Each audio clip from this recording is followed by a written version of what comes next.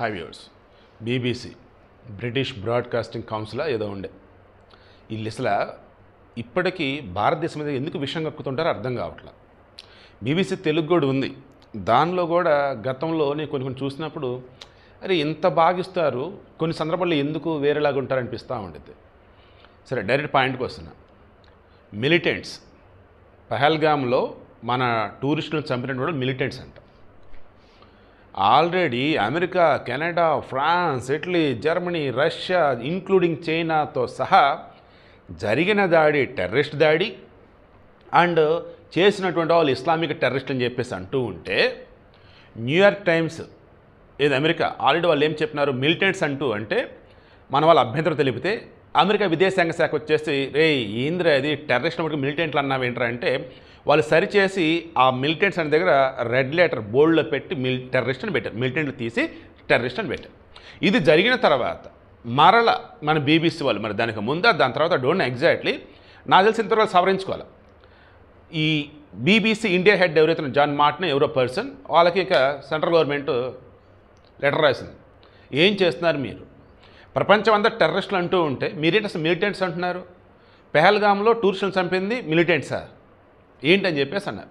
So మీ అందరికి రావాల్సిన doubt, militant అన్నా టెర్రరిస్ట్ అన్నా ఒకటే కదా అని చెప్పేసి. మిలిటెంట్స్ అంటే ఎవరంటే వాళ్ళు గ్రూప్ ఉండొచ్చు, ఇండివిజువల్గా ఉండొచ్చు, వాడు ఆవేశంతో దూకుడుతో ఒక పర్పస్తో వాడు అనుకున్న దానికి సంబంధించి ఎట్టబడితే అటు పోతూ ఉంటాడు. బట్ టెర్రరిస్టులు అలా కాదు. ఈ టెర్రరిస్ట్ అన్న వాళ్ళు ఏంటంటే వాళ్ళకు గ్రూప్ యాక్టివిటీ ఉంటుంది, వాళ్ళకంటూ ఒక విజన్ ఉంటుంది. ఎలా చెప్పాలంటే దీన్ని ఒక సిస్టమేటిక్ వేలో చెప్పాలి అని నేను అనుకుంటున్నాను. బట్ వాళ్ళ సిస్టమ్ అనేది ఏమైనా దరిద్రులు, వాళ్ళకి తెలిసిన ఒకే ఒకటి వాళ్ళొక లక్ష్యం అనుకుంటారు, ఒక గోల్ అనుకుంటారు. ఇక ఫుల్ఫిల్ అవ్వడం కోసం ఎంతమందిని చంపుతారు, ఎంత దానికన్నా ఒడిగడతారు, వీళ్ళు టెర్రరిస్టులు అనమాట. అందులో భాగంగా ఇప్పుడు టెర్రరిస్ట్ అంటే చాలు ఇస్లామిక్ టెర్రరిస్ట్, ముస్లిం టెర్రరిస్ట్ అని అంటున్నట్టుగా ఉన్నారు.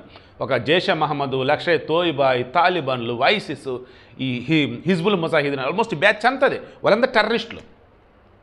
అంత ఘోరంగా నీ మతం ఏంటని అడిగి ఐడి కార్డులు చూసి కింద పురుషాంగం చూసి కల్మా చదవలేదని చెప్పేసి అంత ఘోరంగా చంపితే అంత దారుణమైన టెర్రరిస్టులు పట్టుకొని నువ్వు ఎలాగ మిలిటెంట్లను రాస్తావయ్యా బీబీసీ?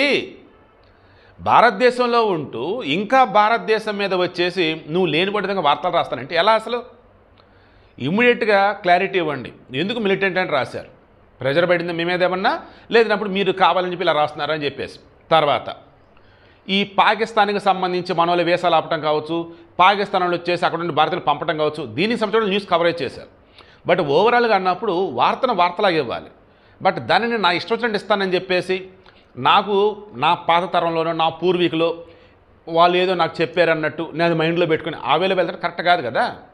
సో బీబీసీ మీరు ఎంతో పేరుంది మీకు, అటువంటి మీరు అనవసరంగా ఇప్పటికీ ఈ దేశంలో ఉంటూ కూడా ఏదో బురదలుదామనో లేదా కొత్తగా క్రియేటివ్గా ఇద్దామనో దయచేసి అనుకోకండి. వాళ్ళు టెర్రరిస్టులు, నాట్ మిలిటెంట్స్.